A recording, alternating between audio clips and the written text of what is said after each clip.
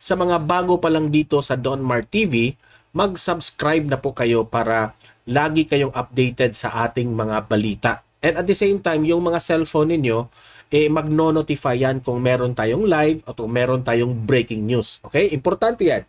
Okay? So, kung bago ka pa lang dito sa Don Mar TV, sabay-sabay tayong mag-subscribe sa Don Mar TV.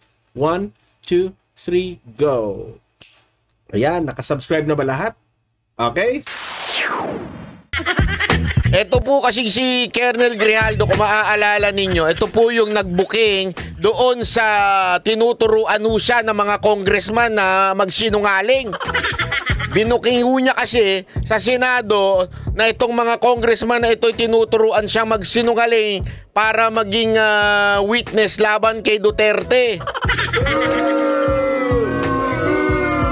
Kaya ngayon, gigil na gigil po mga walang yang to. At talaga nga naman, nako, meron na silang pagkakataon at binuli na ho nila. Nako, hindi tama yan. Hindi ganda yan, hindi tama yan. That is not an honorable action. Especially from you honorable people. Are you? Are you honorable? Hindi, totoo lang ho. Hindi ho tama ho itong ginagawa ninyong panggigipit. Ang pagbubuli na ginagawa nito kay Grijaldo. Nako, hindi tama yan. Panoorin natin mga kababayan at nang makita natin kung ano talaga nangyari. Pasok! Sa muling paggulong ng mga pagdinig ng House Quad Committee, nagharap-harap sina Police Colonel Hector Grijaldo at ang dalawang committee na inakusahan niyang pumilit sa kanya ng... Tita mo naman. Title pala, malalaman mo ng News 5 Di ba? Gago! Tikom ang bibig. Hindi po siya tikom. Kaya po siya hindi nagsasalita kasi meron na siyang sworn statement sa Senado. 1 is enough. Diba? 2 is too much. Hindi na dapat siya magbigay pa ng ibang statement dahil meron na siyang affidavit, sworn affidavit statement to doon sa sa Senado. Ngayon, kung ayaw niya na magsalita dyan at siya'y mapapahamak laang, tama po yun. Hindi ibig sabihin tikom na kagad. Grabe naman kayo. Grabe, di maganda yan. Sigo sa drug war ng nakaraang administrasyon. Pero napiko ng mga mambabatas sa bakit? Sagot sa kanilang mga tanong. Sa frontline ng balitang yan. Sa pagbabalik investigasyon ng House Quad Committee ngayong 2025, humarap na sa wakas si Police Colonel Hector Grijaldo matapos ilang beses umabsent. Matatandang siya ang kita mo, yung angulo pa lang yun. Humarap na. Finally. Parang ganun natin. Umarap na. Pagkatapos umabsent na umabsent. Inoperahan mo yung mama. Anong gusto nyo gawin? Di sana nag-quadcom kayo sa loob ng ospital. Sabi sa Senate inquiry na inudyok umano siya ni na Quadcom co-chairman Dan Fernandez at Benny Abante para tumestigo sa Kamara tungkol sa reward money na kinumpirma ni dating PCSO at Colonel Ruina Garma. Para patas daw ang investigasyon, nag-inhibit sina Abante at Fernandez. Para patas daw ang investigasyon na inhibit si Abante tsaka to si Dan Fernandez at naging witness. Pero tawa naman ng tawa. Mamaya may papakita po ako sa inyo.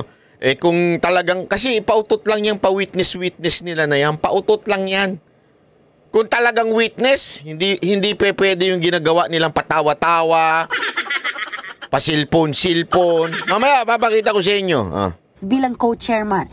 So, minamak lang nila yung sistema na sarili nilang ginawa Sa totoo lang, parang parang naggagaguhan Kunwari, para patas, para hindi bias, kami ay hindi mag-uusig sa iyo, hindi magtatanong. 'Di ba? Kami ay uupo bilang witness katulad mo. Sinong niloko ninyo? Gago! Kung naloloko nyo yung iba, hindi lahat ng Pilipino naloloko nyo. Lalo na mga banateros. Hindi nyo maloloko yung ganyan-ganyan ninyo. Na kunwari, witness kami. Pero yung treatment naman sa inyo, hindi parang witness. Huwag naman tayo naglolokohan, ginagago nyo naman kami. Ano to, sanay talaga kayo manggago ng kapwa ninyo? Huwag naman tayo ganun, hindi tama yung ginagawa nyo. Nag-take ng oath at umupo bilang resource person katabi ni Grijaldo.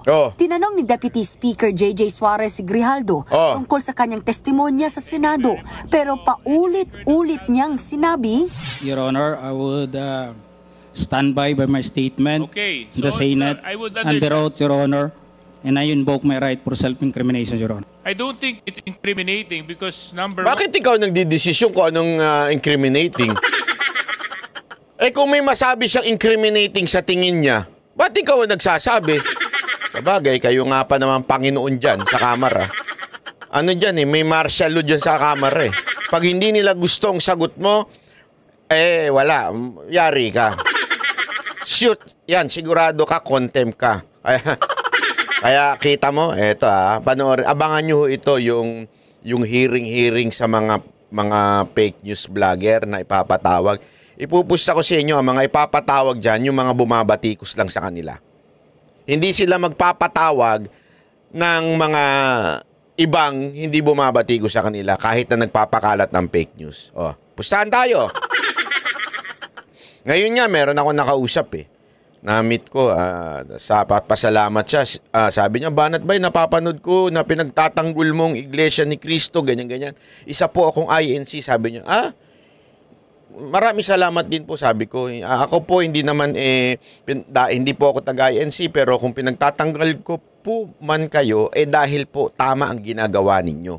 Yan ang sabi ko sa kanya. Alam mo, sabi niya, kasi pikon na pikon kami doon sa isang vlogger na grabe ang fake news na pinapakalat sa aming pinuno na si Manalo. Sasabi ko nga. Sabi ko, sa tingin niyo ho ba, iimbitahan siya ng kamera? Kung nagpapakalat siya ng fake news laban sa INC? Hindi, di ba? Ang iimbitahan lang dyan, sigurado yung bumabatikos lang sa kanila. Ganyan ho sila kadiktador. Ganyan ang martial law sa Pilipinas.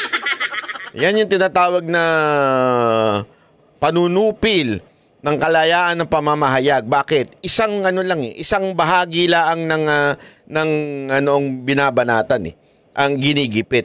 Kasi kung talagang if they are really interested in hearing para magkaroon ng batas para sa fake news, ako po ay dapat sasuggest ko sa kanila na dapat lahat ng mga political color. Hindi yung mga bumabatikos lang sa inyo. Dahil sa totoo lang, mas maraming fake news ang nilalabas sa mga loyalista. Yung mga loyalista na nagpapakalat ng fake news, ang dami po niyan. Di ba? Kasi wala naman po yan Mga tambay sa kanto lang yan na binigyan mo ng cellphone. Ay alam mo naman, mayaman yung boss nila. Tapos ayun na, pinare-report sila kung ano yung propagandang gusto ng boss nila kahit fake news. Sinumpang salaysay niya po ito Ngayon? Pirmado niya po ito Ngayon? So how can he incriminate himself when he actually signed this affidavit? Sir, mali yung statement ninyo Kaya po ayaw niya na magsalita kasi you are asking questions tungkol doon sa kanyang sworn statement na magdadagdag pa siya ng ibang information. So, ibig sabihin po nun, maaari yung idagdag niya information ay ma-incriminate siya. Kaya nga, gusto ninyong malaman ng lahat. Ayan na nga po yung sworn statement niya. Sinabi na niya lahat. Bakit hindi nyo na lang basahin? At tanungin lang kung ano yung oo o hindi na yung i-elaborate nyo pa. Kasi ang gusto ninyo mangyari, pasensya ka na Kong ang gusto nyo mangyari, imbestigahan nyo. Magkaroon kayo ng pag-uusig at tanungin yung tao at subukan ninyong hanapan ng butas yung kanyang statement. Kaya nga, sir, kung pinili niyang tumahimik, abay karapatan niya po yan, sir. And this is a public document, Mr. Chair. I think that is out of order. Nasabon tuloy si Grijaldo ng mga kongresista. Nagtatago ka sa likod ng right against self-incrimination tinatanong sa'yo, relevant question. Matapang ka lang doon sa Senado kasi may kakampi ka.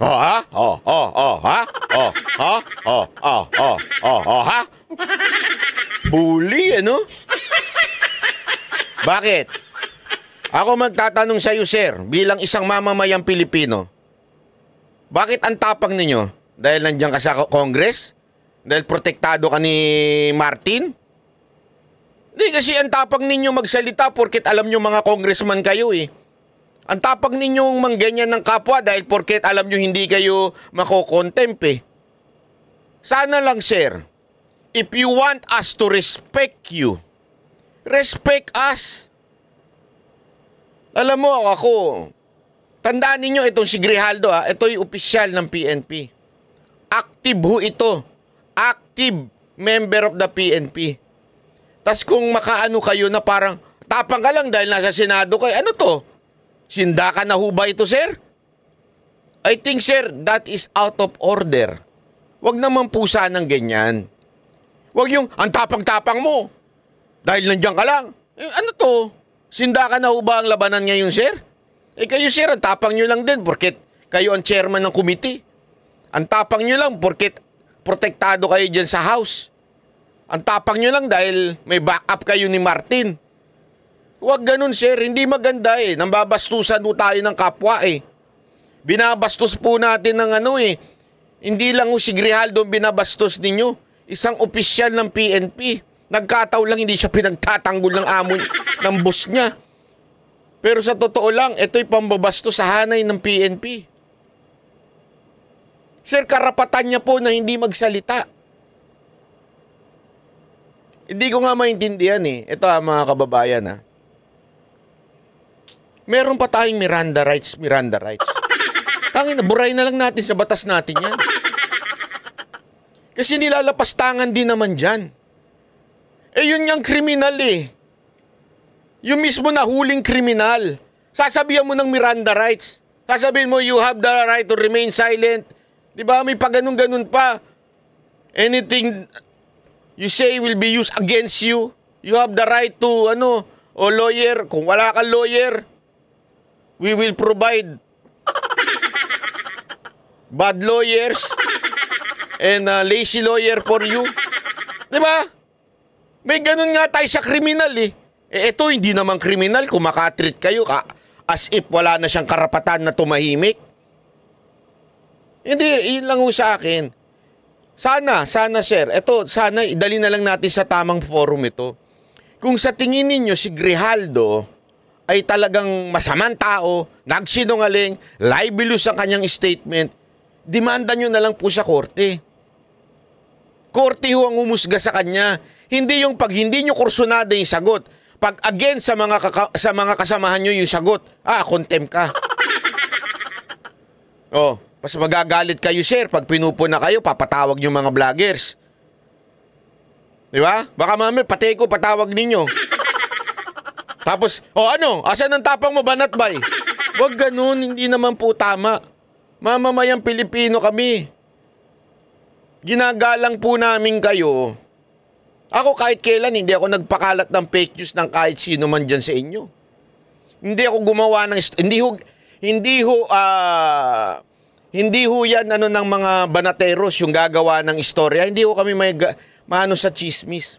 Hindi ho kami mahilig dyan. Sa matter of fact, marami na kami nakakaaway, nakasamahan namin dahil pag gumagawa ng chismis, binabanata namin. Wala kaming sinisino-sino kahit maka-Duterte ka, kahit anti-Marcos ka, pag gumawa ka ng chismis, ekis ka sa amin, babanatan ka namin. Hindi tama kasi yun eh. Pero bakit ganun, sir? Sana konting galang naman po sa mga iniimbitahan ninyo. Hindi yung akala ninyo parang kayo na talaga ang Panginoon eh. Sana si Abante, sitahin mo naman mga kasamahan mo. Mga kasamahan mo parang umasta, Panginoon. Dapat public servant kayo, hindi public lords kayo. Dito ka magpakita ng tapang mo. His participation in that Senate inquiry was merely to besmirch the reputation of some of the chairmen here. Kita mo na?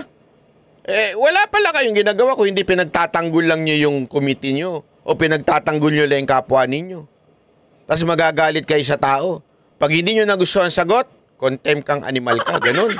But please, Colonel Grijaldo, stop invoking your right against self-crimination. Inalok pa siya kung gusto niyang mag-executive session? Bakit?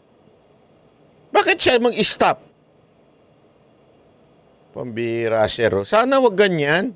Binababoy niyo yung camera. Sa totoo lang, sir. Binababoy ninyo. Para idetalye ang kanyang testimonya sa Senado. Pero tumanggi si Grijaldo. Pinasinungalingan naman ni Fernandez at Abante ang mga akusasyon ni Grijaldo. Normal naman yung vetting na ginagawa natin, kinakausap natin. So, we talked to him and sinabi ko kay Colonel Garma, can he corroborate your statement? Ang sabi ni Colonel Garma, yes eh. So, kinausap namin. Napakaliit po ng kwarto. At Actually, yan nga yung isa pang weird eh. I mean, bakit mo kailangan i-vet yung magwi-witness? Why not do it publicly? I mean, kaya mo nga siya inimbitahan. I don't know, inimbitahan nyo ba siya as witness, as resource person, o accused person? Hindi ko alam kung anong dahilan nyo. Pero dapat, hindi nyo kinakausap. Beyond do sa hearing. Kasi, alam nyo naman yan, sir, mga ma'am, it's a common sense. Pag kinausap mo na, parang ang dating talaga niyan, ini-impluwensyahan nyo na. Whether sabihin nyo pa, kasi ano yan eh, ang nangyayari ngayon, yung yung bagang, yung words binabago, ano talaga yung tunay na words na ginamit during that time, hindi mo na, sino magsasabi ang totoo niyan? Eh, wala namang camera sa loob ng room. Tapos sasabihin pa nitong isa. Mamaya, papakita ko sa inyo. Mamaya, tuloy na muna natin to. bas po ng kwarto, marami pong mga tao nandun. O, anong kinaugnayan nun, sir? It doesn't prove na hindi nyo binulungan si Grijaldo. Eh, di ba? Yun nga lang nahuli. Nahuli ng pulis eh, nahuli ng traffic enforcer eh. Di ba? O ano? In public pa yun ha? In public yun. Pero bakit meron lagayan na gaganap? Bubulungan. Pwede bang, ano ba ito? Pwede bang, pag-usapan na lang natin ito. Simpleng bulungan na ganun, pwede may mangyari. Di ba? Oh. So, anong ibig ko sabihin po? Yung argument nyo, Mr. Congressman, hindi ho proof na hindi nyo siya kinausap at kinumbinse at tinuruan. Hindi ho yun proof yung mga argument ninyo na porket maliit yung room, madidinig yung room, naka-smile siya, nung lumabas, hindi ho mapuprove na hindi nyo binulungan siya. Again, I am not saying and I'm not accusing you na tinuruan nyo o pinilit nyo si Grijaldo. That's not my point. My point, sir, is yung accusation ni Grijaldo sa inyo na tinuturuan nyo siya, kinukumbinsi nyo siya, at sinasabihan nyo ng kung ano-ano para idamay si Pangulong Duterte. Yung accusation niyang yun, hindi nyo mapapasinungalingan sa pamamagitan ng maliit lang yung room eh. O kaya naririnig yung mga tao eh. Naka-smile siya nung lumabas eh. Walang logic dun, sir. That is not a proper argument. Hindi nagpapasinungaling yun sa sinabi ni Grijaldo. Ano ang dapat magpasinungaling sa sinasabi ni Grijaldo? Kung may recording kayo, may video recording kayo, kung meron kayo audio recording, yan, maaari pa.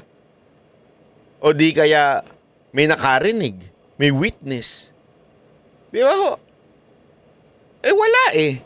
So kung nagkaroon po ng coercion, nagkaroon po ng harassment, malalaman po ng mga taong nandyan. And even... Paano malalaman? Nasa loob kayo.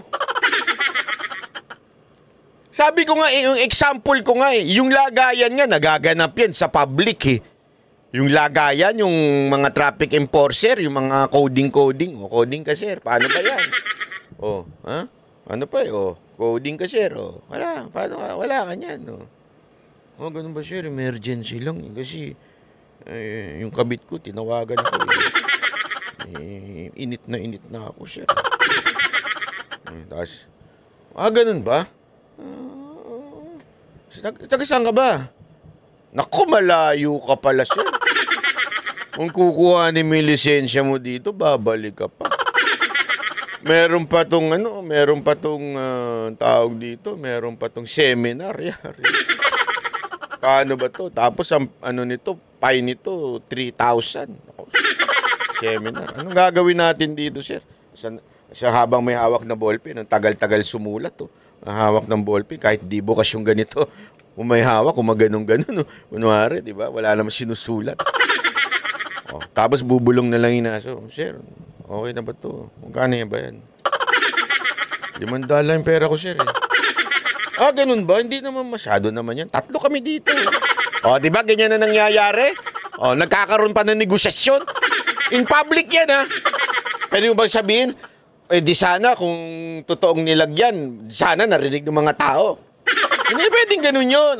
That's an argument na hindi magdi-disprove na nagkaroon ng lagayan.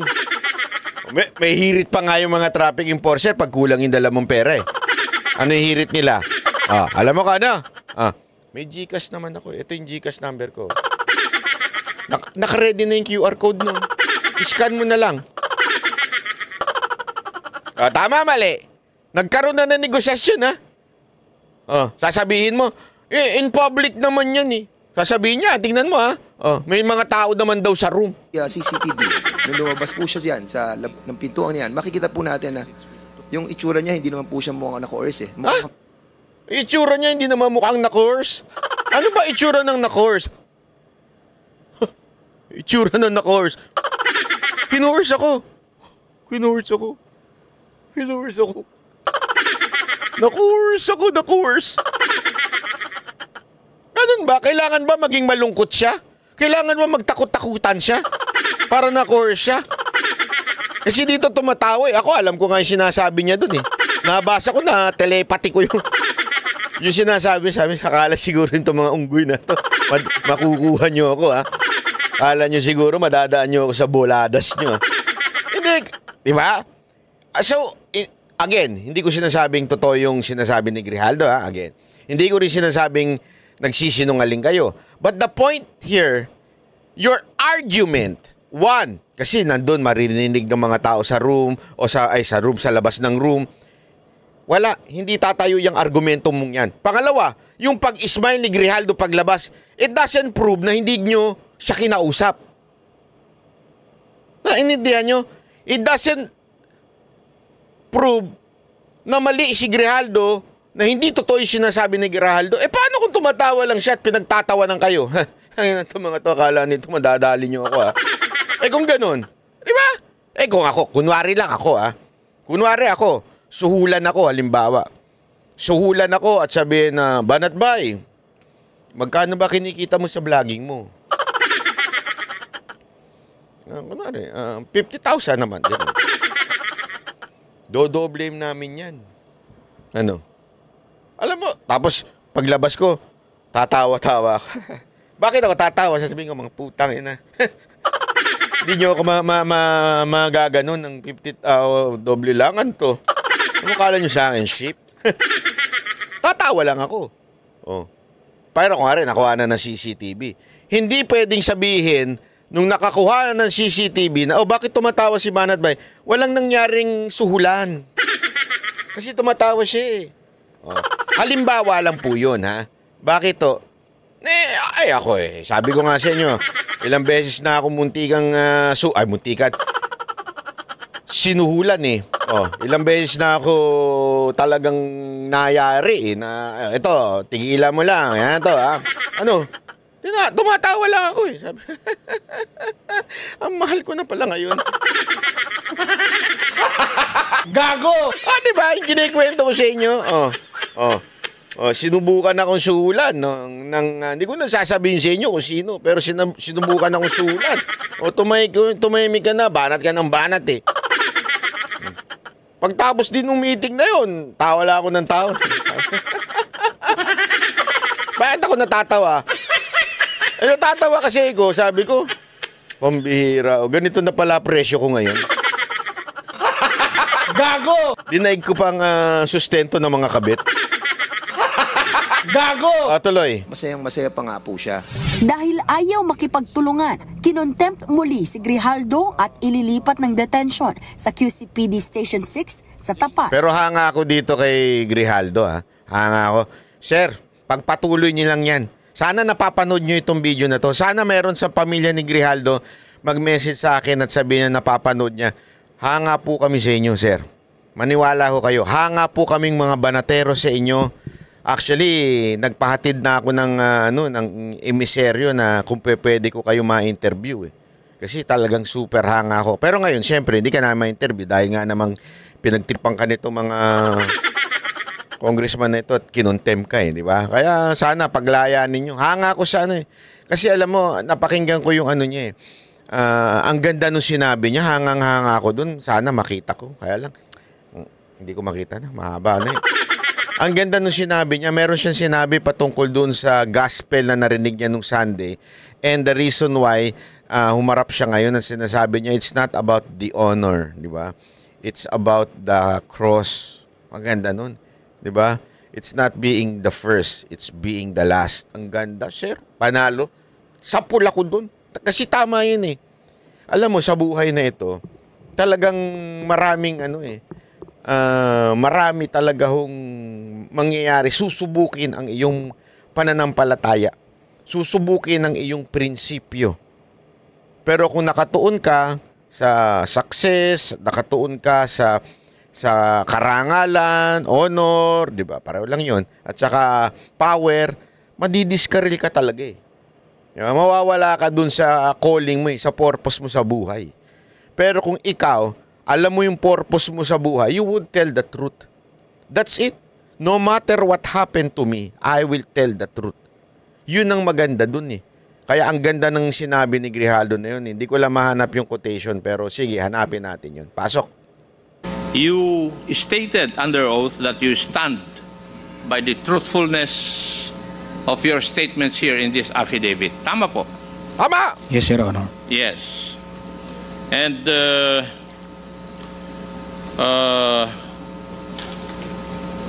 you have imputed certain inappropriate actions on our two colleagues, the Honorable Abante and the Honorable Fernandez. Tama po ba?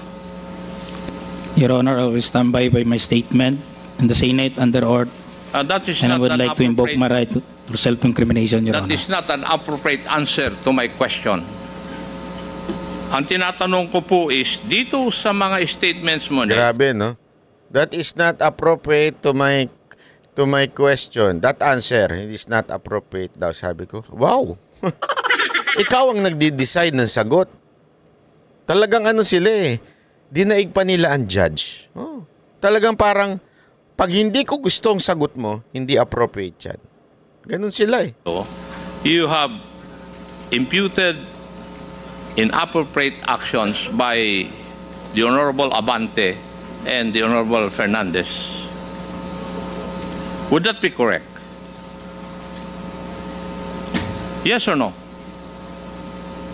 Your Honor, I stand by my statement given at the Senate under oath, Your Honor, and I'll invoke my right for self-incrimination, Your Honor. Okay. May I ask the Honorable Abante and the Honorable Fernandez? Ngayon ako makaganti, Mr. Chairman. And if I may, let me remind the two congressmen that you are under oath. Kita mo na, pinagtatawanan nila.